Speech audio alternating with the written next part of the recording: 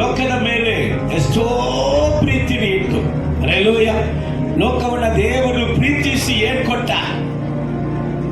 ಇವತ್ತು ದೇವರಿಂದ ಅನೇಕವನ್ನ ಬಯಸುತ್ತಾರೆ. ದೇವರೇ ನಿನಗೆ ಪ್ರೀತಿ ಇದೆಯಾ, ಇದನ್ನ ಕೊಡು. ದೇವರೇ ನಿನಗೆ ಪ್ರೀತಿ ಇದೆಯಾ, ಅದನ್ನ ಕೊಡು.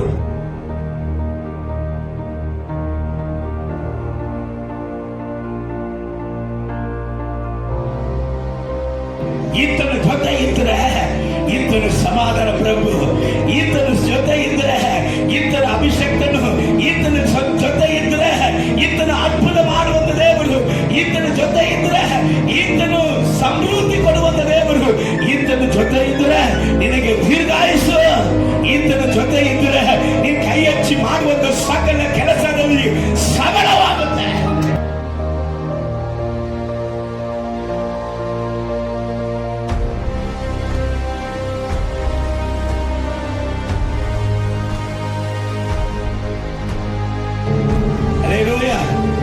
ದೇವರು ಲೋಕದಲ್ಲಿ ಎಷ್ಟೋ ಪ್ರೀತಿಯನ್ನು ಇಟ್ಟು ಯಾರ ಕೊಟ್ಟರು? ಯೇಸುವನ್ನು.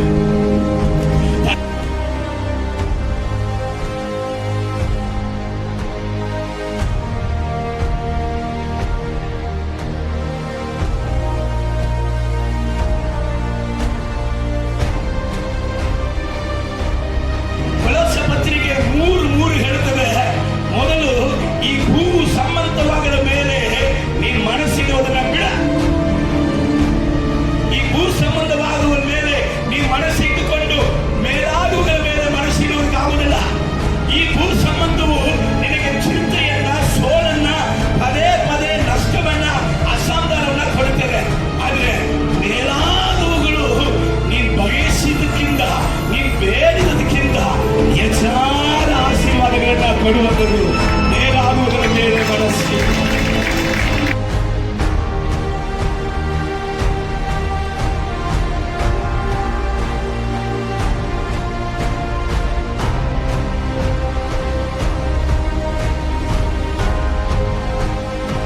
ನಿಮಗೇನಾಯ್ತಪ್ಪ? ಇಲ್ಲಪ್ಪ, ನಿಮ್ಮ ಕುಟುಂಬದಲ್ಲಿ ಒಂದು ಸಂತೋಷ ಬೇಡ, ನಿಮ್ಮ ಕುಟುಂಬದಲ್ಲಿ ಒಂದು ಸಮಾಧಾನ ಬೇಡ, ನಿಮ್ಮ ಮಕ್ಕಳೆಲ್ಲ ಜವಾಬ್ದಾರಿ ಬೇಡ,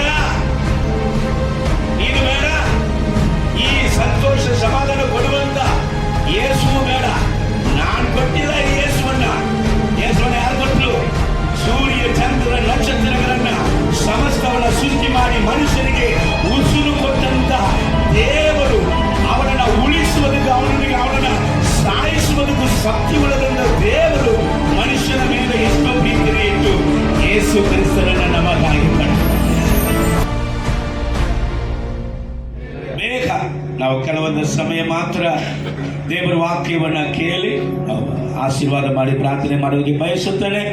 ಯೋಹಾನ ಸುವಾರ್ತೆ 3ನೇ ಅಧ್ಯಾಯ 16ನೇ ವಾಕ್ಯ ಎಲ್ಲ ಕ್ರೈಸ್ತರಿಗೆ ಗೊತ್ತಿರುವಂತ ದೇವರ ವಾಕ್ಯ. ಹಲ್ಲೆಲೂಯಾ. ದೇವರು ಲೋಕದ ಮೇಲೆ ಎಷ್ಟೋ ಪ್ರೀತಿನಿ ಇಟ್ಟು, ಹಲ್ಲೆಲೂಯಾ, ಲೋಕವನ್ನ ದೇವರು ಪ್ರೀತಿಸಿ ಏನ್ ಕೊಟ್ಟ. ಇವತ್ತು ದೇವರಿಂದ ಅನೇಕವನ್ನ ಬಯಸುತ್ತಾರೆ. ದೇವರೇ ನಿನಗೆ ಪ್ರೀತಿ ಇದೆಯಾ, ಇದನ್ನ ಕೊಡು. ದೇವರೇ ನಿನಗೆ ಪ್ರೀತಿ ಇದೆಯಾ, ಅದನ್ನ ಕೊಡು. ದೇವರಿಗೆ ಪ್ರೀತಿ ಇದ್ರೆ ನನ್ನನ್ನ ಹಿಂಗ್ ಬಿಟ್ಟಿರ್ತಾರ ಎಂಬುದಾಗಿ ಹೇಳುವವರು ಲೋಕದಲ್ಲಿ ಅನೇಕ ವಿಷಯಗಳನ್ನ ಬಯಸುವವರು ಉಂಟು. ಆದ್ರೆ ದೇವರು ಕೊಟ್ಟದನ್ನ ಯಾರು ಹೊಂದಿಕೊಂಡಿದ್ದಾರೋ ಅವರು ಈ ರೀತಿಯಾದ ಮಾತು ಕೇಳಂಗಿಲ್ಲ. ದೇವರೇ ನನ್ನ ಪ್ರೀತಿಸಿದ್ರೆ ನೀನನ್ನ ಪ್ರೀತಿಸ್ತೀಯಾ, ದೇವರಿಂದ ಒಬ್ಬನು ಇದೆಯಾ ಅಂತ ಯಾರು ಕೇಳ್ತಾರಂದ್ರೆ ದೇವರು ಕೊಟ್ಟದನ್ನ ತಿಳ್ಕೊಳ್ಳದೆ, ದೇವರು ಕೊಟ್ಟಂತ ಆನಂದದಲ್ಲಿ ಸಮಸ್ತವು ಉಂಟು ಎಂಬುದಾಗಿ ಅರಿಯದೆ, ತಿಳಿಯದೆ, ದೇವರ ಸಂಕಲ್ಪವು ಏನೆಂಬುದಾಗಿ ತಿಳ್ಕೊಳ್ಳದೆ, ಅದನ್ನು ತಿಳ್ಕೊಳ್ಳುವುದಕ್ಕೂ ಮನಸ್ಸು ಇಲ್ಲದೆ ಇರುವಂತ ವ್ಯಕ್ತಿಗಳು ಸಾಯುವ ತನಕ, ಈ ಜೀವಿತ ಬಿಟ್ಟು ಹೋಗುವ ತನಕ ಏನಪ್ಪ ದೇವರೇ, ಎಲ್ಲಿದ್ಯಾ ದೇವರೇ, ಹಿಂಗ್ಯಾ ದೇವರೇ ಅಂತಾನೆ ಕೇಳ್ತಾರೆ. ಆದ್ರೆ ವಾಕ್ಯ ಹೇಳ್ತದೆ, ದೇವರು ಲೋಕದ ಮೇಲೆ, ನಿನ್ನ ಮೇಲೆ, ನನ್ನ ಮೇಲೆ, ಸಭೆಯ ಮೇಲೆ, ನಿನ್ನ ಮಕ್ಕಳ ಮೇಲೆ, ನನ್ನ ಮಕ್ಕಳ ಮೇಲೆ, ನಿಮ್ಮ ಗಂಡ ಹೆಂಡತಿಯ ಮೇಲೆ ದೇವರು ಪ್ರೀತಿಯನ್ನ ಇಟ್ಟು, ಎಷ್ಟೋ ಪ್ರೀತಿಯನ್ನ ಇಟ್ಟು ಯಾರನ್ನ ಕೊಟ್ಟರು? ಯೇಸುವನ ಕೊಟ್ಟರು. ಕರಗಳ ತಟ್ಟು. ಯೇಸುವನ ಕೊಟ್ಟರು. ಯಾರ ಕೈ ಕೊಟ್ಟರು? ತಕೋ, ಹೊಂದಿಕೋ, ಇಟ್ಕೋ, ಬಿಡಬೇಡ. ಈತನ ಜೊತೆ ಇದ್ರೆ ಈತನ ಸಮಾಧಾನ ಪ್ರಭು, ಈತನ ಜೊತೆ ಇದ್ರೆ ಈತನ ಅಭಿಷೇಕನು, ಈತನ ಜೊತೆ ಇದ್ರೆ ಈತನ ಅದ್ಭುತ ಮಾಡುವಂತ ದೇವರು, ಈತನ ಜೊತೆ ಇದ್ರೆ ಈತನು ಸಮೃದ್ಧಿ ಕೊಡುವಂತ ದೇವರು, ಈತನ ಜೊತೆ ಇದ್ರೆ ನಿನಗೆ ದೀರ್ಘಾಯುಷು, ಈತನ ಜೊತೆ ಇದ್ರೆ ನೀನು ಕೈ ಹಚ್ಚಿ ಮಾಡುವಂತ ಸಕಲ ಕೆಲಸದಲ್ಲಿ ಸಬಲವಾಗುತ್ತೆ. ದೇವರು ಲೋಕದ ಮೇಲೆ ಪ್ರೀತಿಯನ್ನ ಇಟ್ಟು, ಅನೇಕರು ಕೇಳ್ತಾರೆ 2 ಹೆಂಡತಿನ ಕೊಟ್ಟರು ಅಂತ.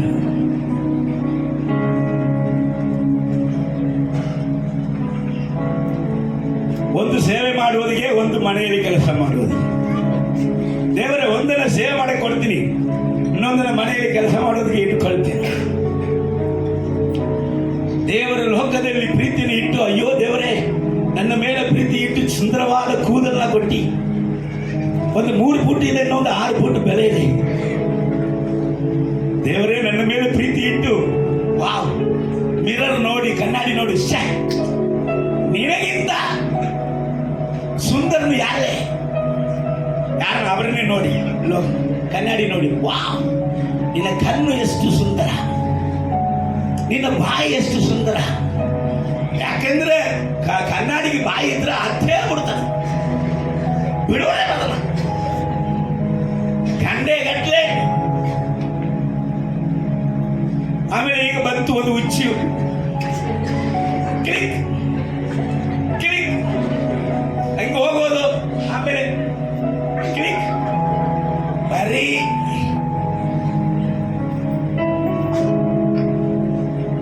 ಸೆಲ್ಫಿ.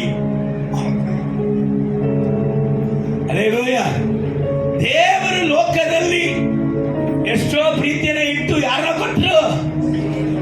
ಯೇಸುವನ್ನ, ತನ್ನ ಒಬ್ಬನೇ ಮಗನನ್ನ ಕೊಟ್ಟರು. ಯಾಕೆ ಕೊಟ್ಟರು? ಯಾಕೆ ಕೊಟ್ಟರು? ಆತನನ್ನ ನಂಬುವಂತ ಒಬ್ಬರಾದರೂ ನಾಶವಾಗಬಾರದಂತ ಯೇಸುವನ್ನ ಕೊಟ್ಟರು. ಹಲ್ಲೆಲೂಯಾ. ಹಂಗಂದ್ರೆ ದೇವರು ಕೊಟ್ಟಂತ ಯೇಸು ಯಾರ ಜೀವಿತದಲ್ಲಿ ಇಲ್ಲವೋ ಅವರ ಜೀವನ ನಾಶನಗೆ ಗುರಿಯಾಗಿದೆ. ಕರಗಳ ತಟ್ಟು. ಸತ್ಯ ಹೇಳಿದ್ರೆ ಕರ ತಟ್ಟಬೇಕು. ಹಲ್ಲೆಲೂಯಾ. ದೇವರು ಕೊಟ್ಟಿದ್ದು ಯಾರ ಜೀವಿತದಲ್ಲಿಯೋ ಅವರ ಜೀವನ ನಾಶವಾಗಬಾರದಂತ. ಹಲ್ಲೆಲೂಯಾ. ಶ್ರೀಮಂತನು ಯೇಸು ಇಲ್ಲದಿಂದ ಶ್ರೀಮಂತನ ಜೀವನ ನಾಶವಾಗುತ್ತದೆ. ಒಳ್ಳೆ ವಿದ್ಯಾವಂತನು ಯೇಸು ಇಲ್ಲದಂತ ವಿದ್ಯಾವಂತನ ಜೀವನ ನಾಶವಾಗುತ್ತದೆ. ಮಾಡಿ ಮೇಲೆ ಮಾಡಿ ಕಟ್ಟಿದಾನೆ, ಎಷ್ಟೋ ಫ್ಲೋರ್ ಇದೆ, ಎಷ್ಟೋ ವರಮಾನ ಇದೆ, ಬಹಳ ಚಂದಿದಾನ ಹುಡುಗ, ಕೈ ಕಾಲ ಚೆನ್ನಾಗಿದೆ, ಅವನಂತೆ ಸುಂದರನಿಲ್ಲ, ಅವನು ಹೀರೋ ತರ ಇದ್ದಾನೆ. ಅವನ ಜೀವಿತದಲ್ಲಿ ಯೇಸು ಇಲ್ಲದೆ ಅವನಿಗೆ ನಾಶನ ಖಂಡಿತ.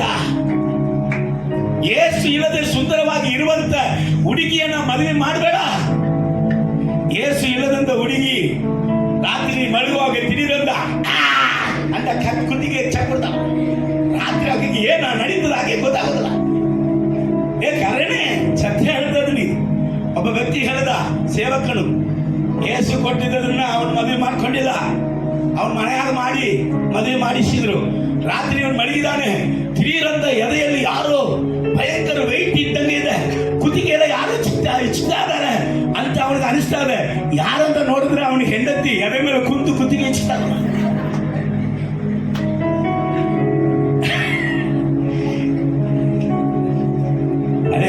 ಅವನಿಗೆ ಭಯ, ಹಾಗೆ ಸಂಗಡ ಮಲಗಿದ. ಇವತ್ತಾದ್ರೂ ಕೈ ಇಟ್ಟು ಕುತ್ತಿಗೆ ಇಚ್ಚಿದ, ನಾಳೆಗೆ ಚಾಪ್ ತಗೊಂಡು ಚೂರು ಬಿಟ್ರೆ ಅಯ್ಯೋ ದೇವರೇ, ಒಂದು ರಾತ್ರಿ ಅವನಿಗೆ ನರಕ. ಹಲ್ಲೆಲೂಯಾ. ಯೇಸು ಕೊಡದೆ, ಯೇಸು ಇಲ್ಲದೆ ಈ ಲೋಕದಲ್ಲಿ ನೀನು ಬಯಸುವಂತ, ನಾನು ಬಯಸುವಂತ ಎಲ್ಲವೂ ನಾಶನಯ್ಯ.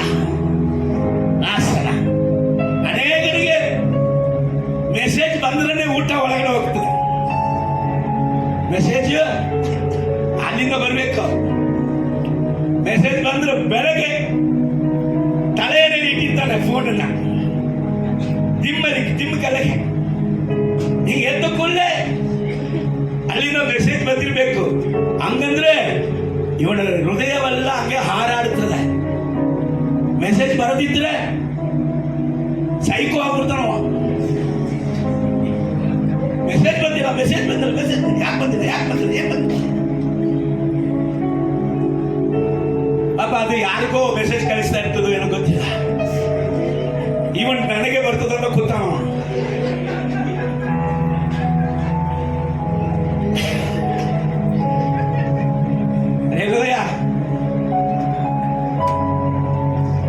ಒಂದೇ ಕಲ್ಲಲ್ಲಿ ಎರಡು ಹಣ್ಣು, ಈಗೆಲ್ಲ ಬಹಳ ಹಣ್ಣು ಅಲ್ಲೇಲೋಯ, ಎರಡೆಲ್ಲ ಹೋಯ್ತು ಕಾಲ. ಲಿಸ್ಟ್ ಬಹಳ ದೊಡ್ಡದಾಗಿರ್ತದೆ. ಸೊ ನೀನು ನಾಶವಾಗಬಾರದು, ನಾನು ನಾಶವಾಗಬಾರದು ಅಂತ ದೇವರು ಯಾರನ್ನ ಕೊಟ್ಟರು? ಯೇಸುವನ್ನ ಕೊಟ್ಟರು. ಆಯ್ತು, ಈ ದೇವರು ನಮಗೆ ಕೊಟ್ಟಂತ ಯೇಸು ನಾವು ನಾಶವಾಗಬಾರದಂತ ಕೊಟ್ಟಲ್ಲ. ನಾವು ನಾಶವಾಗಬಾರದಂದ್ರೆ ಏನಪ್ಪ ಹೊಂದಿಕೊಳ್ಳಬೇಕು? ಯಾವುದು ನನ್ನ ಕಾಪಾಡುತ್ತದೆ ಅಂದ್ರೆ ಸಭೆಯಲ್ಲಿ ಇವತ್ತು ಸತ್ಯ ಉಪದೇಶ ಬೇಡ. ಸಭೆಯಲ್ಲಿ ಇವತ್ತು ಏನ್ ಮಾಡ್ಬೇಕು? ಇವತ್ತು ಬಂದಿಲ್ಲ, ನಾಳೆ ನಿನ್ ಮನೆ ಮುಂದೆ ಆಡಿಕಾರ್ ನಿಂತಿತ್ತು ನೋಡು, ಹಂಗೆ ಆಡುತ್ತಾ ಹೋಗ್ತಿ. ಆಡಿಕಾರ್ ನಿಂತಿರ್ತದೆ. ನಾಳೆ ಇವತ್ತು ನೀನ್ ಚರ್ಚೆ ಬಂದಿಲ್ಲ, ಸುಂದರವಾದ ಹುಡುಗಿ ನಿನ್ನ ಹಿಂದೆನೆ ಬರ್ತಾಳೆ ನೋಡು. ಇವತ್ತು ನೀನ್ ಚರ್ಚೆಗೆ ಬಂದಿಲ್ಲ, ಇವತ್ತು ನಿನ್ನ ಬ್ಯಾಂಕ್ ಬ್ಯಾಲೆನ್ಸ್ ಒಂದು 50,000 60,000 ಹೆಚ್ಚಾಯ್ತು ನೋಡು. ಚರ್ಚೆಯಲ್ಲಿ ಏನು ಉಪದೇಶ ಬೇಕಾಗಿತ್ತು? ಪ್ರಾಸ್ಪರಿಟಿ. ನಿನ್ನಂತ ಯಾರಪ್ಪ? ನಿನ್ನಂತ ಸಭೆಗೆ ಬರುವರು ಯಾರು? ನಿಮ್ಮಂತ ಒಳ್ಳೆ ವಿಶ್ವಾಸಿಗಳು ಯಾರು? ಹಿಂಗೇ ಹೇಳಿ ಹೇಳಿ ಹೇಳಿ ಇವರನ್ನ ಉರುಪ್ ಹಾಕಿದ. ವಾಟ್ ಅ ಬ್ಯೂಟಿಫುಲ್ ಮೆಸೇಜ್ ನಮ್ಮ ಪಾಸ್ಟರ್ ಕೊಟ್ಟ ನೋಡು ಮೆಸೇಜ್. ಭಾರಿ ಐತ್ರಿ ಮೆಸೇಜ್. ಯಾವಾಗ ಹಂಗೆ ಬಂಗಾರ ಮುತ್ತೆ ಅಂತ ವರ್ಣಿಸುತ್ತಾ ಇದ್ರೆ ಬಹಳ ಖುಷಿ. ಆದ್ರೆ ಸಭೆಗೆ ಕರ್ತನು ಅದೆಲ್ಲ ನಿನ್ನ ಉಳಿಸೋದು. ನಿನ್ನ ಉಳಿಸೋದು ಯಾವುದು ಗೊತ್ತಾ? ನಿತ್ಯ ಜೀವಿತಕ್ಕೆ ನಿನ್ನನ್ನ ಎಳೆಯುವಂತ, ನಿತ್ಯ ಜೀವಕ್ಕೆ ನಿನ್ನನ್ನ ಕರೆಯುವಂತ ಆತ್ಮನ ರಕ್ಷಣೆಯೇ ನಿನ್ನ ಜೀವಿತದಲ್ಲಿ ನಾಶನದಿಂದ ನಿನ್ನ ಕಾಪಾಡುತ್ತದೆ. ಅಯ್ಯ, ಈ ಲೋಕದಲ್ಲಿ ನಾವು ಬದುಕೋದಿಗೆ, ಸಂತೋಷವಾಗಿರುವುದಕ್ಕೆ ಈ ಲೋಕವು ಅನೇಕ ಕಾರ್ಯಗಳನ್ನ, ಸುಮಾರು ಕಾರ್ಯಗಳನ್ನು ಹೇಳಿಕೊಡ್ತದೆ. ಸಭೆ ಏನು ಹೇಳಿಕೊಡ್ಬೇಕಂತ ದೇವರು ಬಯಸುತ್ತಾನೆ. ನಿನ್ ಶರೀರಕ್ಕೆ ಎಷ್ಟು ಕುಡಿಸಿದ್ರು, ಎಷ್ಟು ಉಳಿಸಿದ್ರು, ಎಷ್ಟು ಉಳಿಸಿದ್ರು ಅದು ನಿನ್ನನ್ನ ನಾಶನದಿಂದ ತಪ್ಪಿಸುವುದಿಲ್ಲ. ನಿನ್ನ ಆತ್ಮೀಯ ಜೀವಿತಕ್ಕೆ ಬೇಕಾಗಿರುವಂತ ಆಹಾರವೇ ನಿನ್ನ ನಾಶನ ಮಾರ್ಗದಿಂದ ತಪ್ಪಿಸುತ್ತದೆ. ಹಲ್ಲೆಲೂಯಾ. ನನ್ನ ಸಂದೇಶ ಇದು ಅಲ್ಲದೆ ಇದ್ರು, ಇದು ಗೊತ್ತಿಲ್ಲದೆ ಒಳಗೆ ಹೋಗೋದು ತಪ್ಪಾಯಿತು. ಹಲ್ಲೆಲೂಯಾ. ಸಂದೇಶ ಕೆಳಗಡೆ ಹೇಳ್ತಾರೆ, ದೇವರು ಯೇಸು ಕ್ರಿಸ್ತನನ್ನ ನಮಗೆ ಕೊಟ್ಟಂತ ಉದ್ದೇಶ, ಸಭೆ ಮಕ್ಕಳೇ, ಕ್ರೈಸ್ತರೇ, ನೀವು ನಾನು ಎಷ್ಟು ಚಿಂತೆ ಮಾಡಿದ್ರು ನಮ್ಮ ಜೀವಿತದಲ್ಲಿ ಏನು ನಡೆಯುವುದಿಲ್ಲ. ಎಷ್ಟು ಚಿಂತೆ ಮಾಡಿದ್ರು ಕೇಳ್ತಾವ್ರ ಹೆಂಡತಿ ಗಂಡನಿಗೆ ಸ್ವಲ್ಪವಾದ ಚಿಂತೆ ಮಾಡಲ್ಲ. ಎಷ್ಟು ಚಿಂತೆನೇ ಇಲ್ಲದೆ ಇದ್ರೆ ಏನಪ್ಪ ನಿನಗೆ ಚಿಂತೆನೆ ಬರುವುದಿಲ್ವಾ? ಉಪ್ಪಿಗೆ ಹಾಕಿ ತಿಂತಾ ಇದೆಯೋ ಇಲ್ಲೋ?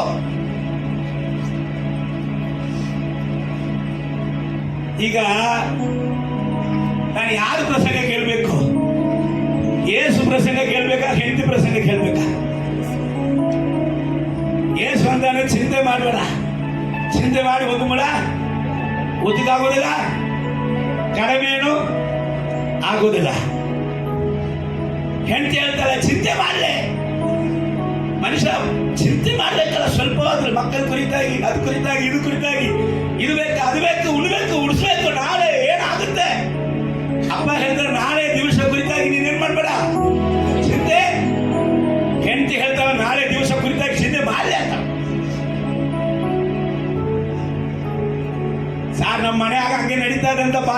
ಹೇಳ್ತಾವ ಪಾಪ. ನಮ್ಮ ಮನೆ ಹಾಗೆ ಆಯ್ತ್ರಿ.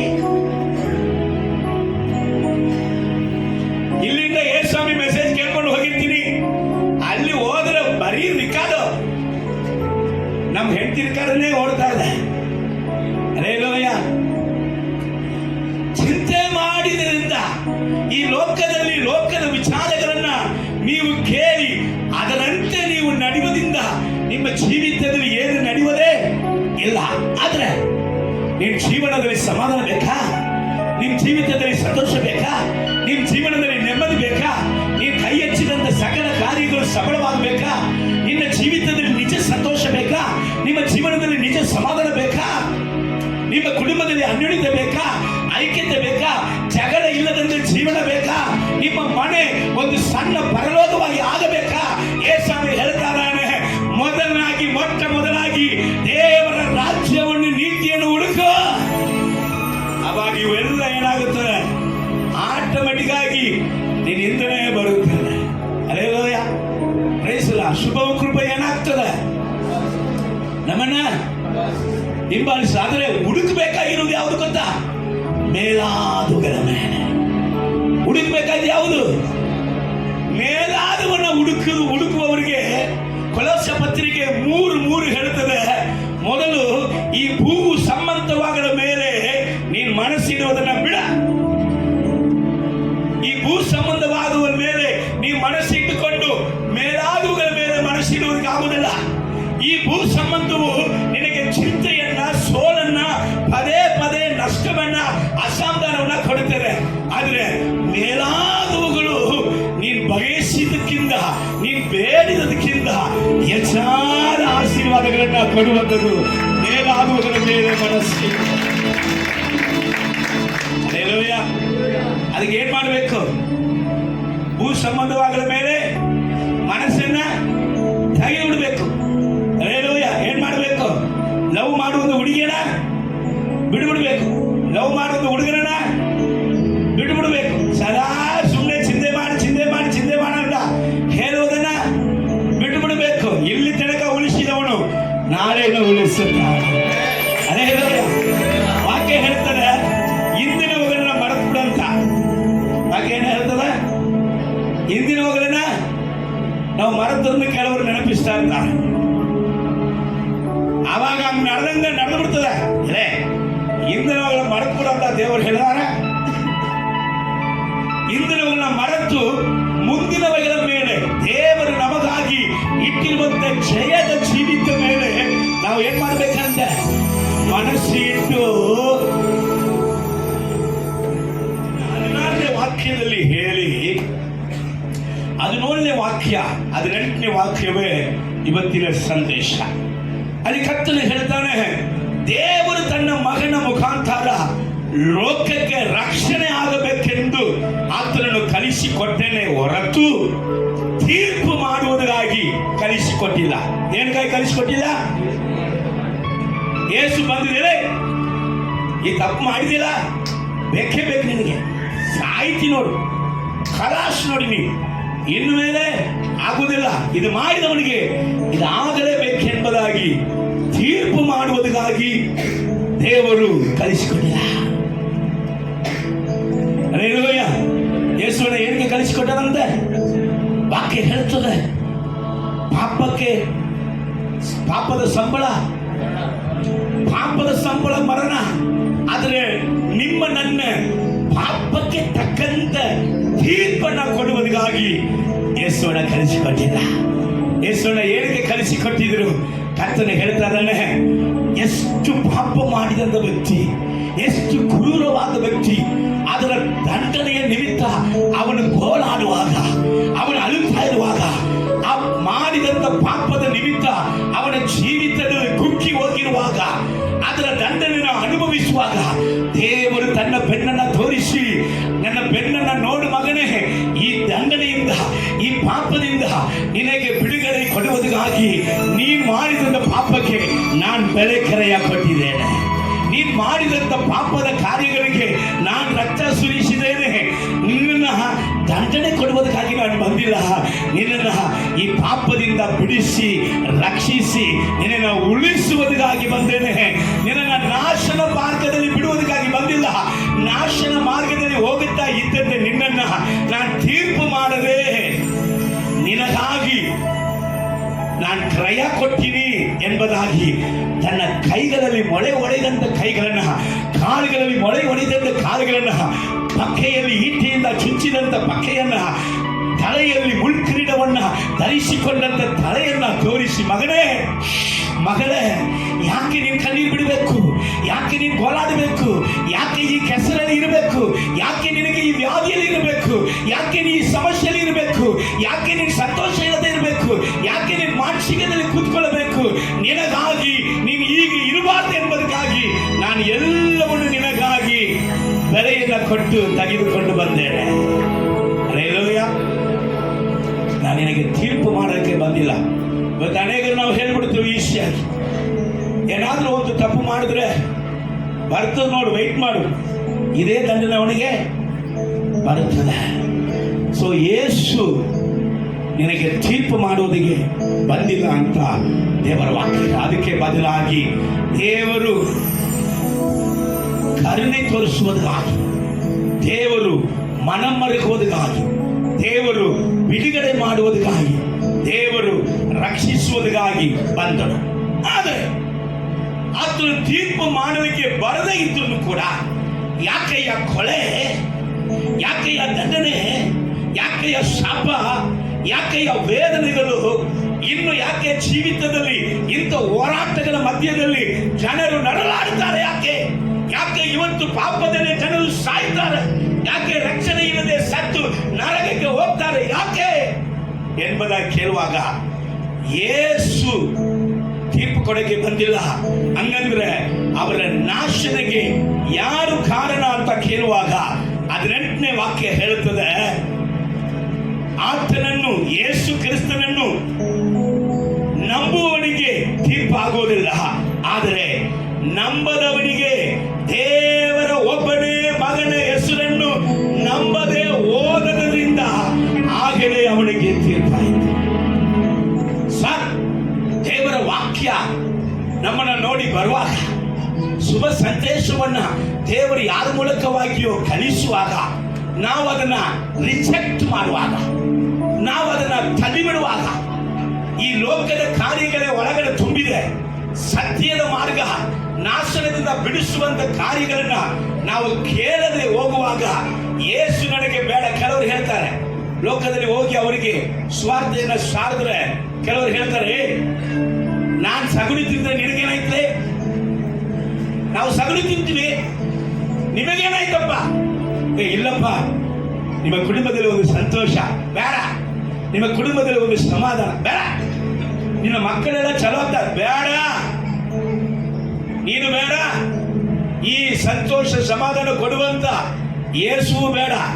ನಾನು ಕೊಟ್ಟಿಲ್ಲ ಈ ಯೇಸುವನ್ನ ಯಾರು ಕೊಟ್ಟರು? ಸೂರ್ಯ ಚಂದ್ರ ನಕ್ಷತ್ರಗಳನ್ನ ಸಮಸ್ತವನ್ನ ಸೃಷ್ಟಿ ಮಾಡಿ ಮನುಷ್ಯನಿಗೆ ಉಸಿರು ಕೊಟ್ಟಂತ ದೇವರು ಅವನನ್ನ ಉಳಿಸುವುದಕ್ಕೆ, ಅವನನ್ನ ಸಾಯಿಸುವುದಕ್ಕೂ ಶಕ್ತಿ ಉಳ್ಳದಂತ ದೇವರು ಮನುಷ್ಯನ ಮೇಲೆ ಎಷ್ಟೋ ಪ್ರೀತಿಯನ್ನು ಇಟ್ಟು ಯೇಸು ಕ್ರಿಸ್ತನನ್ನ ನಮಗಾಗಿ ಕೊಟ್ಟ. ಬೇರೆ ಹಬ್ಬ ಸಗಣಿ ತಿಂತೀವಿ, ತಿನ್ನು, ನಮಗೇನೆ ಐತಿ, ತಿನ್ನು, ಇಷ್ಟೇ ತಿನ್ಬೇಡ, ಒಂದು ಬುಟ್ಟಿ ತಿನ್ನು, ಒಂದು ಲಾರಿ ತಿನ್ನು.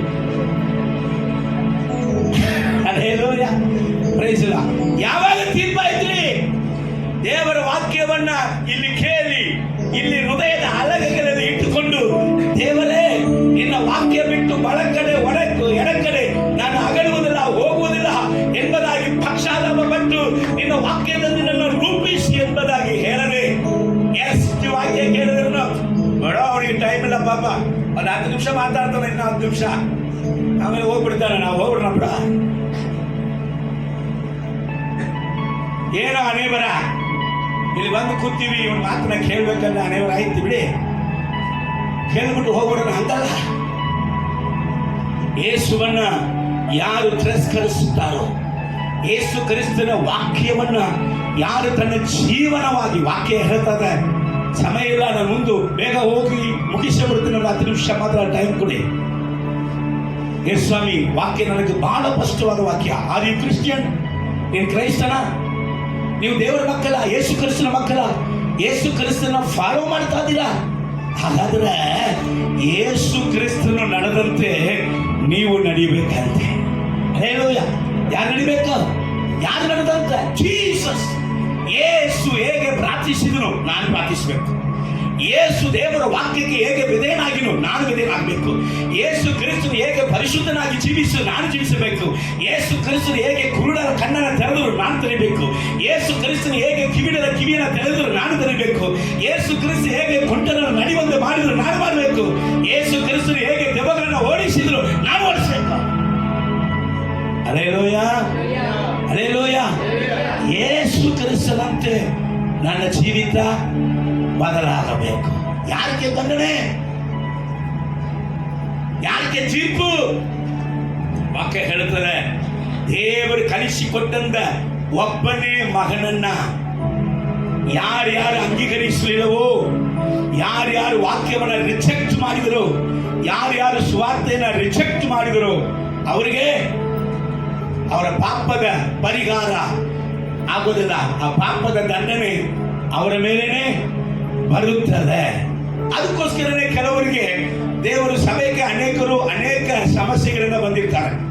ಯಾಕಂದ್ರೆ ನಿಮಗೆ ಗೊತ್ತಾಗ್ಬೇಕು. ಯಾಕೆ ದೇವರೇ? ಕೆಲವರಿಗೆ ಸೊಂಟ ನೋವು, ಕೆಲವರಿಗೆ ಮೈ ನೋವು, ಕೆಲವರಿಗೆ ಮನಸ್ಸಲ್ಲಿ ನೋವು, ಕೆಲವರು ಮಾನಸಿಕವಾಗಿ ಬಂದಿರ್ತಾರೆ, ಕೆಲವರಿಗೆ ಅಸಮಾಧಾನದಿಂದ ಬಂದಿರ್ತಾರೆ. ಸೊ ಏನೋ ಅವಶ್ಯ, ಕೆಲವರು ಅನೇಕ ಸಾಲ ತೊಂದರೆಗಳಿಂದ ಬಂದಿರ್ತಾರೆ. ಸೊ ಇದೆಲ್ಲ ನಮ್ಮ ಜೀವಿತದಲ್ಲಿ ಬರುವುದಕ್ಕೆ ಏನ್ ಕಾರಣ? ಯಾವುದೇ ಒಂದು ಮುಖಾಂತರದಲ್ಲಿ ದೇವರು ಆತನ ಸಮ್ಮುಖದಲ್ಲಿ ನಮ್ಮನ್ನ ಸೇರಿಸಿಕೊಳ್ಳುವುದಕ್ಕೆ ಏನ್ ಕಾರಣ? ಯೇಸು ತೀರ್ಪು ಮಾಡುವುದಿಲ್ಲ. ಅದರ ವಾಕ್ಯ ಏನ್ ಹೇಳುತ್ತದೆ ನೋಡೋಣ. ಇಬ್ರಿಯ ಪತ್ರಿಕೆ 12ನೇ ಅಧ್ಯಾಯ 5ನೇ ವಾಕ್ಯದಿಂದ 8ನೇ ವಾಕ್ಯ ತನಕ ಓದು ಮಗಳೇ. ಮಕ್ಕಳಿಗೆ ಹೇಳುವಂತೆ ನಿಮಗೆ ಹೇಳಿದ ಎಚ್ಚರಿಕೆಯ ಮಾತನ್ನು ಮರೆತು ಬಿಟ್ಟಿದ್ದೀರೋ? ಸಭೆಯೇ, ಮಕ್ಕಳಿಗೆ ಹೇಳುವಂತ ರೀತಿಯಲ್ಲಿ ನಿಮಗೆ ಹೇಳಿದಂತ ಎಚ್ಚರಿಕೆ ಮಾತು ಏನ್ ಮಾಡ್ತಾರೆ ದೇವರು? ಸಭೆಗೆ ಬಂದ್ರೆ ಯಪ್ಪ ನಾವೇ ಬಹಳ ಸುಸ್ತಾಗಿ ಬಂದಿವಿ, ಇಲ್ಲಿ ಬಂದ್ರೆ ಒಂದು 2 ಡ್ಯಾನ್ಸು 2 ಹಾಡು ನಮ್ಮನ್ನ ಹಂಗೆ ಖುಷಿ ಪಡಿಸಿ ಕಳಿಸ್ತಿ ಅಂದ್ರೆ ಇನ್ನೂ ನಮ್ಮನ್ನ ಚುಚ್ಚುತ್ತಾ ಇದ್ದೀರೋ ಅಂತ ಹೇಳ್ತಾರೆ. ಆದ್ರೆ ವಾಕ್ಯ ಹೇಳ್ತದೆ, ದೇವರು ಏನ್ ಮಾಡ್ತಾರಂತ? ಮಕ್ಕಳಿಗೆ ಹೇಳುವಂತೆ ನಿಮಗೆ ಹೇಳಿದ ಎಚ್ಚರಿಕೆಯ ಮಾತನ್ನು. ಎಚ್ಚರಿಕೆ ದೇವರು ಯಾರಿಗೆ ಹೇಳ್ತಾರೆ? ಮಕ್ಕಳಿಗೆ. ಯಾರು ಹೇಳಿಕೊಡುವ್ರಿ? 6 ದಿವಸ ನಿಮ್ಗೆ 6 ದಿವಸ ಯಾರು ಹೇಳಿಕೊಡುವರು? ಸತ್ಯವಾದ ಓದಿದ್ರೆ ಅದನ್ನ ಹೇಳ್ತಾರೆ. 7ನೇ ದಿವಸವು ಈ ಲೋಕವು ಹೇಳಿಕೊಟ್ಟಿದ್ದನ್ನೇ ಹೇಳಿಕೊಡ್ಬೇಕಾದ್ರೆ ಯಾಕೆ ಬೇಕಾದ್ರೆ ಸಭೆ? ಆದ್ರೆ ಯೇಸು ಸಭೆನ? ಆದ್ರೆ ಯೇಸು ಸಭೆಯಲ್ಲ. ಅದೇನೋ ಬಪ್ಪ ಬಪ್ಪು ಅಂತಾನ, ಏನೋ ಗೊತ್ತಿಲ್ಲ. ಹಲ್ಲೆಲೂಯ. ಅದ್ರ ಹೆಸರು ಸಭೆ ಅಲ್ಲ. ಸಭೆ ನಮ್ಮನ್ನ ನಾಶನ ಮಾರ್ಗದಿಂದ ಬಿಡಿಸುವುದಕ್ಕೆ ನಮ್ಮನ್ನ ಎಚ್ಚರಿಸುತ್ತದೆ. ಆಮೇಲೆ ಮರೆತು ಬಿಟ್ಟಿದ್ದೀರೋ? ಮರೆತು ಬಿಟ್ಟಿದ್ದೀರಪ್ಪ. ಏನೆಂದರೆ ಮಗನೇ, ಕರ್ತನ ಶಿಕ್ಷೆಯನ್ನು ತಾತ್ಸಾರ ಮಾಡಬೇಡ. ನೀನು ದೇವರ ವಾಕ್ಯವನ್ನು ಕೇಳದಿದ್ರೆ ದಿಢೀರಂದ ಬೈಕಿಂದ ಬೀಳ್ತಿ, ರಪ್ಪಂದ ಮೂಳೆ ಮುರಿದು ಬಿಡ್ತಾರ. ಯಾಕ್ತೇವ್ರೆ? ನಾನು ಗಾಡಿಯಲ್ಲಿ ಜೀಸಸ್ ಔಷಧಿಯನ್ನು ಹಾಕಿನಿ, ಮತ್ತೆ ಯಾಕೆ ಬಿತ್ತೀನಿ? ಜೀಸಸ್ ಔಷಧಿಯನ್ನ ಗಾಡಿಯಲ್ಲಿ ಇದೆ, ಒಳಗಿಲ್ವಲ್ಲ. ಸಮಟೈಮ್ಸ್ ಹಾಸಿಗೆ ಹಿಡಿದು ಬಿಡ್ತೀವಿ, ಸಮಟೈಮ್ಸ್ ಬರಬಾರ್ದಂದ ವ್ಯಾಧಿಗಳು ಬಂದು ಬಿಡ್ತದೆ, ಸಮಟೈಮ್ಸ್ ಮನೆಯನ್ನೇ ನರಕವಾಗ್ಬಿಡ್ತದೆ. ಎಷ್ಟು ಸಮಾಧಾನ ಮಾಡ್ಬೇಕಂತ ಬಯಸಿದ್ರು ಮನೆಯಲ್ಲಿ ಸಮಾಧಾನವೇ ಯಾಕಿದ? ಕರ್ತನೆ ಹೇಳ್ತಾ ಇದ್ದಾನೆ, ಏನೆಂದರೆ ಮಗನೇ, ಕರ್ತನ ಶಿಕ್ಷೆಯನ್ನು ತಾತ್ಸಾರ ಮಾಡಬೇಡ. ಆತನು ನಿನ್ನನ್ನು ಗದರಿಸುವಾಗ ಬೇಸರಗೊಳ್ಳಬೇಡ. ಗದರಿಸುವಾಗ ನೀನು ಬೇಸರಗೊಳ್ಳಬೇಡ. ಆತನು ಏನ್ ಮಾಡ್ತಾನೆ? ಗದರಿಸುತ್ತಾನೆ. ಆಮೇಲೆ ಕರ್ತನು ತಾನು ಪ್ರೀತಿಸುವವರನ್ನೇ ಶಿಕ್ಷೆ ಶಿಕ್ಷಿಸುತ್ತಾನೆ. ಯಾರನ್ನ ಶಿಕ್ಷಿಸುತ್ತಾನೆ? ತನ್ನನ್ನ ಯಾರನ್ನ ಪ್ರೀತಿಸುತ್ತಾನೆ. ದೇವರು ಎಷ್ಟೋ ಪ್ರೀತಿಯನ್ನು ಇಟ್ಟು ಒಬ್ಬನೇ ಮಗನನ್ನ ಕೊಟ್ಟನು.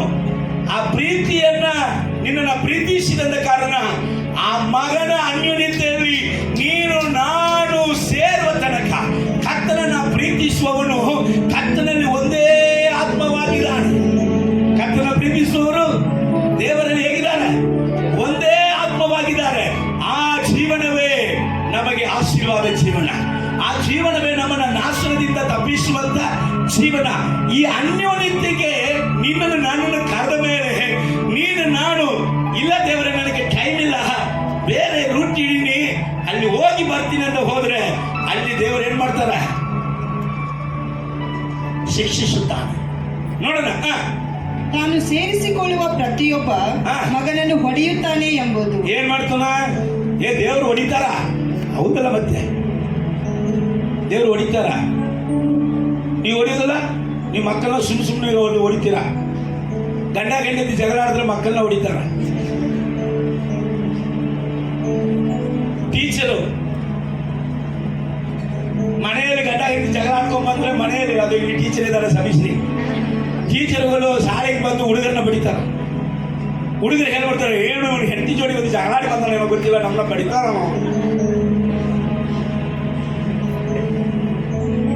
ಹಂಗನ ಬಡಿಯಲ್ಲ, ಹಂಗ ಬಡಿಯಲ್ಲ. ಅಲ್ಲೇಲೂಯ.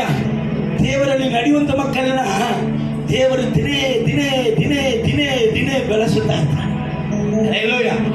ಆದ್ರೆ ದೇವರು ಪ್ರೀತಿಸಿದಂತ ಮಗಳು ದೇವರ ಹಾದಿ ಬಿಟ್ಟು ಹೋದ್ರೆ ದೇವರು ಶಿಕ್ಷಿಸುತ್ತಾನೆ, ದೇವರು ಹೊಡೆಯುತ್ತಾನೆ. ಅಲ್ಲೇಲೂಯ. ಹೊಡೆದು ಏನ್ ಮಾಡ್ತಾನೆ? ಹಂಗ ಹೊಡೆದಿಲ್ಲಂದ್ರೆ ಏನಾಗ್ತದಂದ್ರೆ, ಹೋದಮ್ಮ, ನೀವು ಶಿಕ್ಷಿತರಾಗುವುದಕ್ಕಾಗಿಯೇ ನಿಮಗೆ ಶಿಕ್ಷೆಯಾಗುತ್ತದೆಂದು ತಿಳಿದು. ನಿನಗೆ ಶಿಕ್ಷೆ ಆಗುತ್ತದೆ. ಏನಿಗೆ ನಿಮ್ಮನ್ನ ಶಿಕ್ಷಿಸುತ್ತಾನಂತೆ? ನಿಮ್ಮಲ್ಲಿ ಶಿಸ್ತು ಬರ್ಬೇಕಂದ. ಏನಿಗೆ?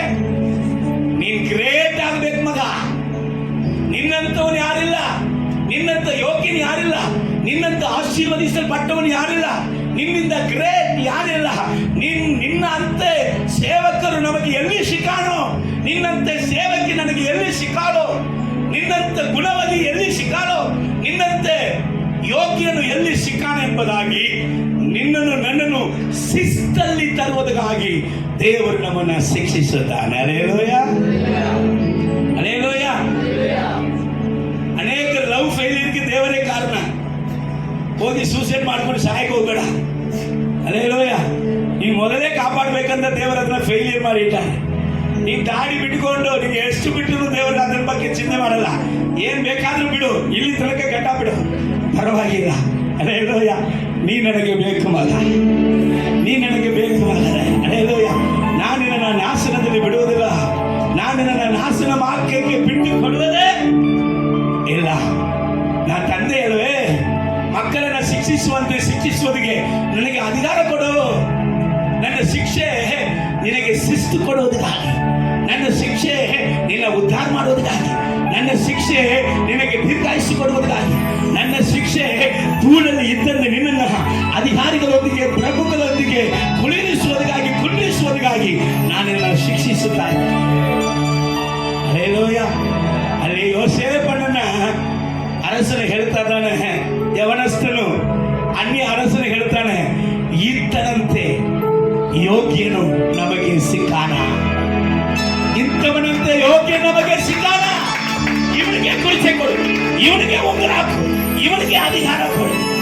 ಹಲ್ಲೆಲೂಯಾ. ದೇವರು ನಮ್ಮನ್ನ ಶಿಕ್ಷಿಸುವುದು, ದೇವರು ನಮ್ಮನ್ನ ಒಡೆಯುವುದು, ನಮ್ಮನ್ನ ನಾಶ ಮಾಡುವುದಕ್ಕಾಗಲ್ಲ, ನಮ್ಮನ್ನ ರಕ್ಷಿಸುವುದು.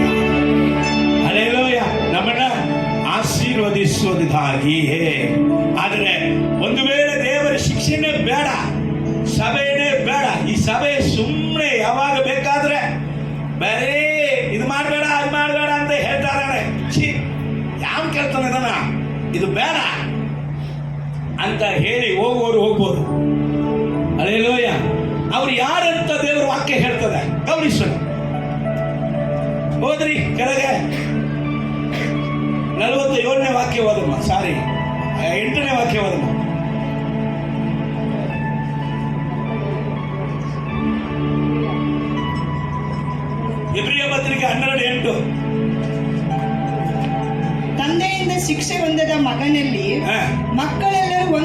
ಶಿಕ್ಷೆಯು ನಿಮಗುಂಟಾಗದಿದ್ದರೆ ನೀವು ಮಕ್ಕಳೆಲ್ಲವೂ ಮಕ್ಕಳಂದ್ರೆ ಶಿಕ್ಷೆ ಏನಿಗೆ ಶಿಸ್ತುವನ್ನು ಕೊಡುವನಿಗೆ ನಿಮಗೆ ಒಂದು ವೇಳೆ ಇಲ್ಲದಿದ್ದರೆ ಹ, ನೀವು ಆದರದಿಂದ ಹುಟ್ಟಿದವರೇ ಹೊರತು ಪುತ್ರರಲ್ಲ.